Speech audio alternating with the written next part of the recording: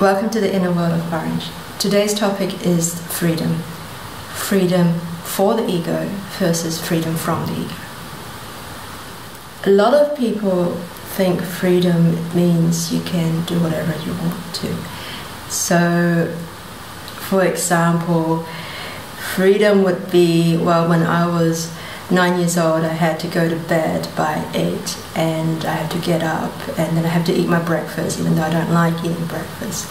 And I'm not allowed to eat sweets. So when I'm 20, I'm going to stay up all night. I'm going to eat dessert for breakfast or not have breakfast at all. That's freedom. There are no more rules. I'm not beholden to anyone. No one can tell me what to do. I make all my own choices. I'm free. As we get older, we slowly come to the realization that maybe freedom is a more complicated thing than that. That it isn't not having any rules, that it isn't being able to make whatever decisions we want to make. And we come to that realization through experience. We find that even though we were allowed to be free in our childhood understanding of it, it didn't actually make us all that happy. It very quickly became boring, unsatisfying, and somehow there is still that hunger for something else, something that we might call true freedom.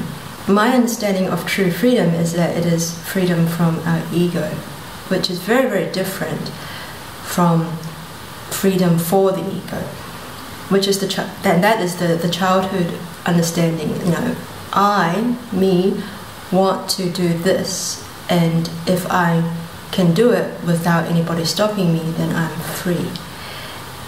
Now, as we grow older, we find that this I is very, very whimsical. One day I want to do this, another day I want to do that.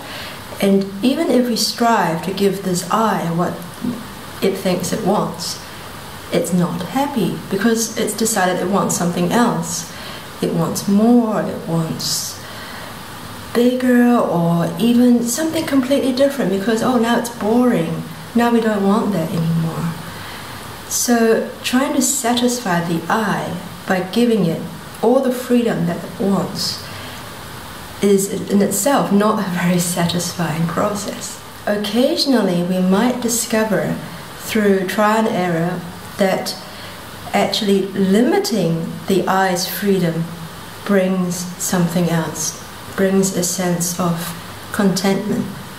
For example, people often get into a relationship, they often get married, have family, and in a way this is a very limiting thing for the I. The I says, well, I want to date whoever I want. You know, if I see a beautiful man, a beautiful woman walking down the street, I want to walk up to them and get something going. And now I can't because I'm married. I'm giving up my freedom. And people find that, however, this is in some way quite satisfying for some people. Not for everybody, but for some, it brings a certain relaxation to the way they interact. Because now they can focus on one person and they can stop most of the ego games and start to try and understand who they are with.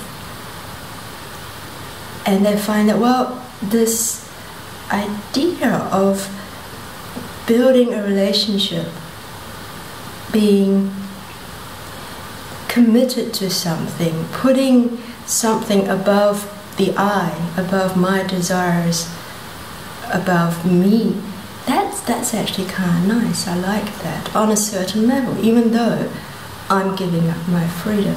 Or for people who travel a lot, and suddenly they don't travel anymore because now they have a child. That can also be surprisingly satisfying because once again, being a parent, we are often asked to put the needs of another human being above our own. And although that might seem like the greatest sacrifice ever to the I, to the ego, once we've made that step, we find that, well, actually, I'm not missing all that much. Because trying to satisfy my ego by going to Berlin today and Paris tomorrow and Hong Kong next week, that wasn't actually all that fun, because the ego is never satisfied. So all of this freedom that we keep looking for is ultimately often a burden to us. And when we are somehow either tricked or by some accident, or we even come consciously to the realization that no, now I'm not going to be free, we find to our surprise that we become truly free. Many people seek this true freedom when they decide to take up a commitment which they know they have to follow through on for a long period of time. And they cannot make excuses or chicken out in any way. For example, this could be a relationship, this could be a job, this could be a line of training, it could be a meditation commitment, a commitment to a sport.